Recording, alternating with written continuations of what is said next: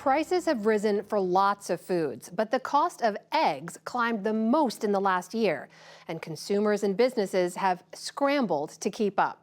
What's behind so-called eggflation? Economics correspondent Paul Solman takes a look. Here's half the written. Thank you.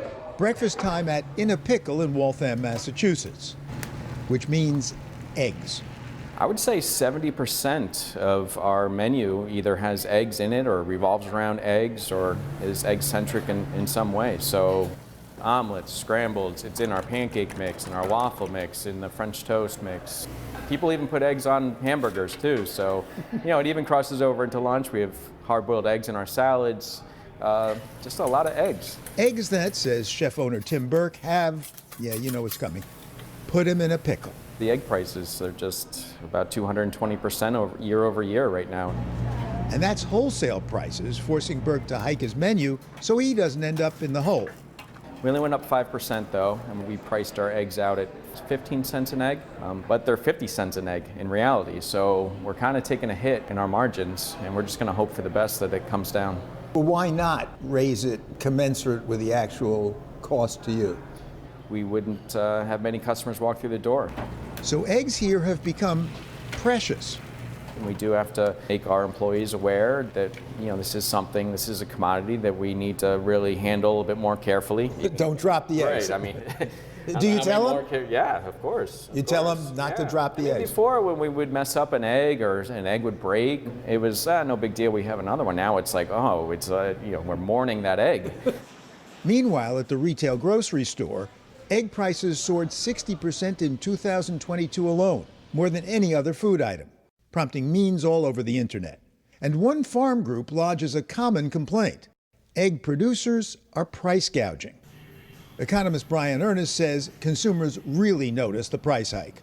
On average, consumers are buying roughly 280 eggs a year. Folks always know the last price that they paid for a gallon of gas, and they typically know the last price they paid for a dozen eggs. Multiple factors are driving today's prices, says poultry educator Abby Schuff, including higher feed prices. Our grain prices, grain markets have hit some record highs over the last several months. Transportation costs, labor shortages, as well as labor wages. Other inputs like our energy to heat barns. All of those inputs have increased over the year and have really made an impact just on production.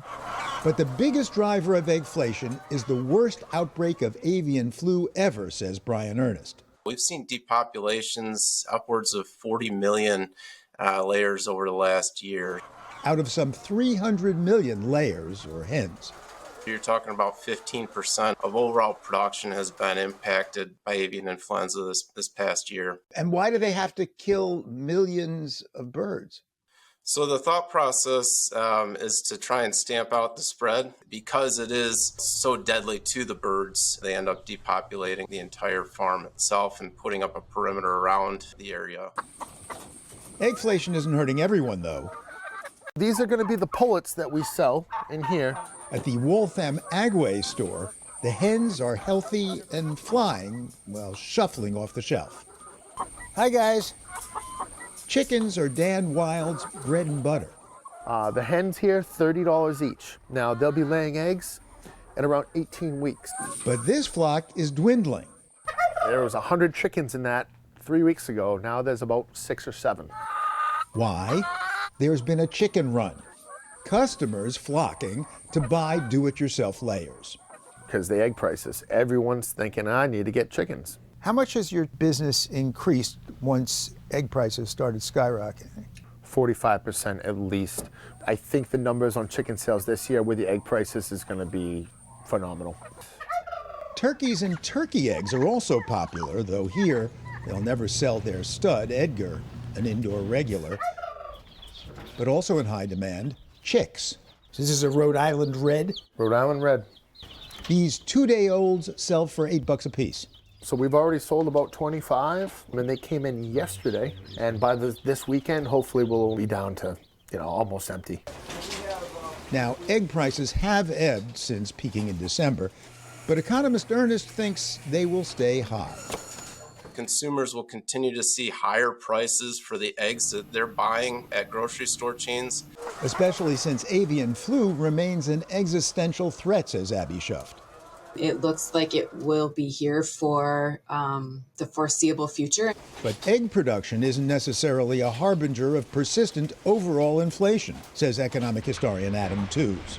You would need a series of really negative shocks like this. More and more avian flu to kill more and more birds. You would need the price of bird feed to continuously rise. Otherwise, what this does is to shock the cost of living once, and very grievously, and for people on low incomes quite seriously. It's quite difficult to afford eggs right now.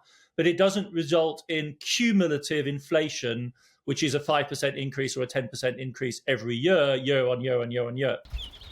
That doesn't mean egg consumers won't continue to feel the pinch for quite a while. Look, this is pecking me here. Ah! That actually hurts. Stop it.